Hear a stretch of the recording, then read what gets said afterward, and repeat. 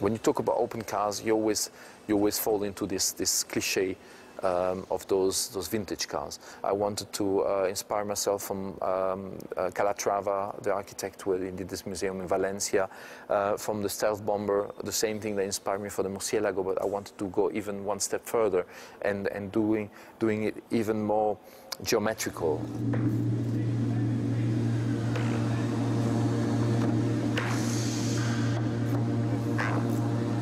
This piece is the most distinguishing change as the car goes from coupe to roadster.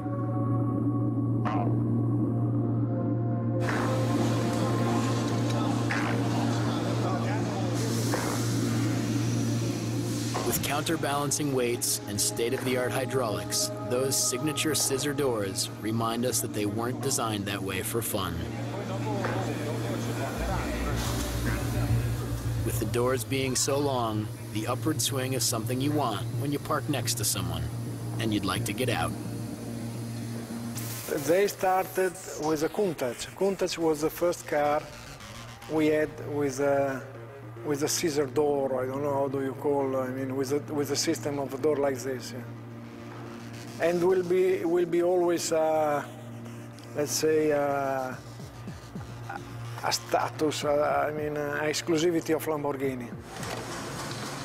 With the car getting closer to completion, it needs to get around a little easier. So temporary tires are put on, saving 4 places for a soon-to-arrive set of wheels. The people around here clearly take a lot of pride in their hard work, and they know they have stiff competition when it comes to this high-stakes, high-priced world of European supercars. Ferrari is something bigger than us. We are smaller than Ferrari.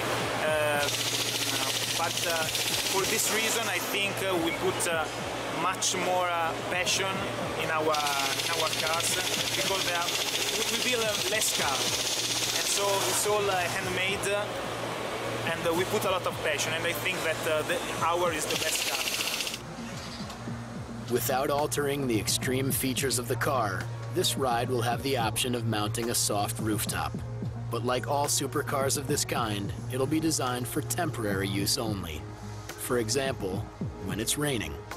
And one more thing, that softie isn't recommended if you plan on hitting 100. More testing. This time, steering and wheel alignment.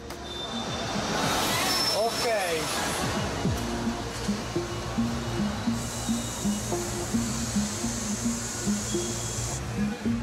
The rims are aluminum alloy with dimensions of 8.5 inches at the front and 13 inches at the rear.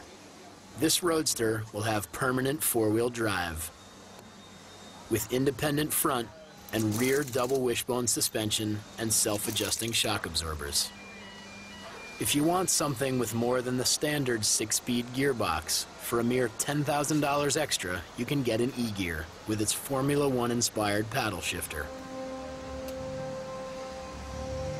Since this car is checking out fully and in every way, it's almost time to take it into the dyno booth for a thorough and final testing. It's said that the new Lamborghini era started in 2001 with the Murcielago Coupe, continuing on with the arrival of this new Murcielago Roadster. And speaking of an arrival, as the gang back in California gets ready to have their running of the bulls, they're not fully prepared for a little surprise that Lamborghini has waiting just for them.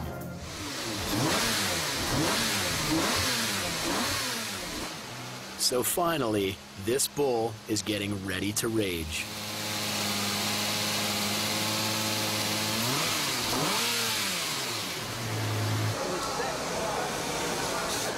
But before the big event, it's gonna need to get branded.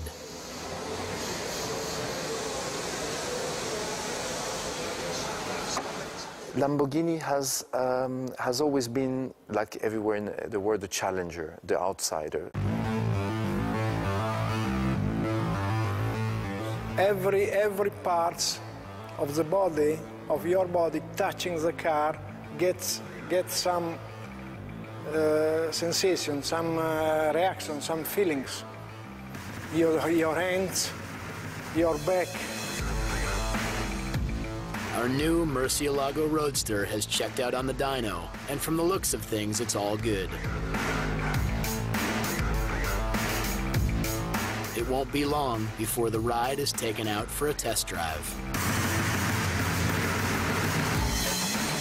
And as anybody in this region knows, it won't be just any test drive.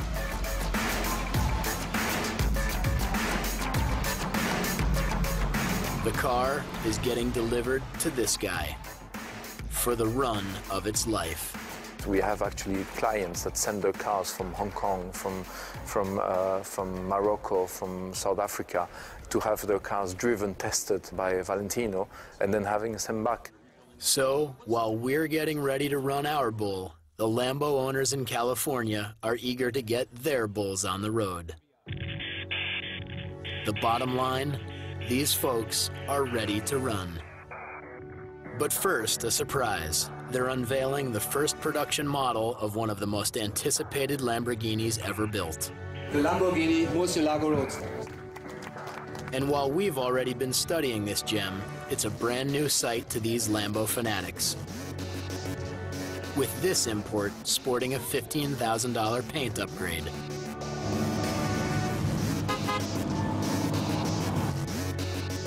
So, with this new Roadster added to the herd, it's time for these bulls to run.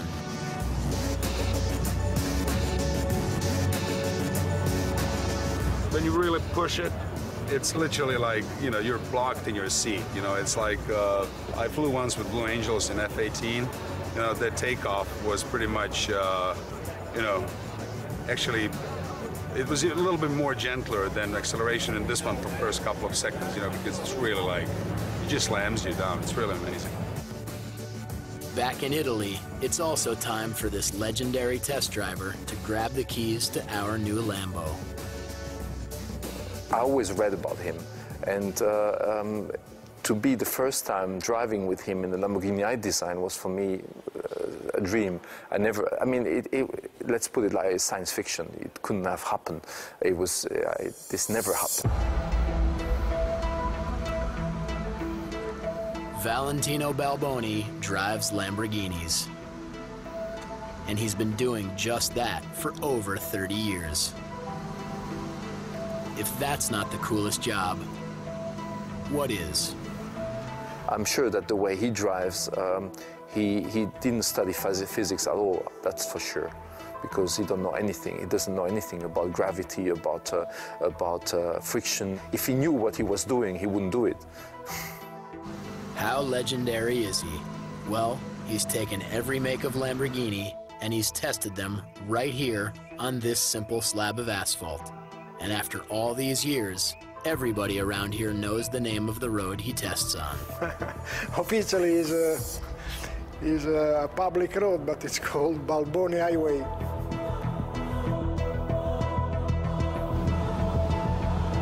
So, as the running of the bulls begins in a place far, far away, back in Italy, Valentino Balboni takes off.